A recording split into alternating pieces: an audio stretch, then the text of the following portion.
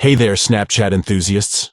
Welcome back to our channel where we share valuable tips and tricks to enhance your Snapchat experience.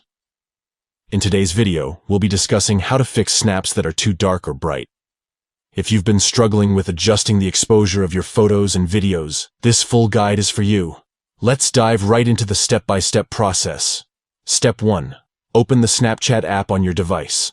Look for the familiar yellow ghost icon either on your home screen or in your app drawer, and tap to open it. Step 2. Once you're inside the Snapchat app, you'll be in the camera section. Look for the plus icon located at the bottom center of the screen. Tap on it to access additional camera features. Step 3. After tapping on the plus icon, a menu of options will appear. Look for the tone feature and tap on it. Now slide the tone adjustment to a suitable degree that fixes the brightness or darkness of your snaps. By following these simple steps, you can easily fix snaps that are either too dark or too bright in Snapchat, ensuring optimal exposure and visual appeal.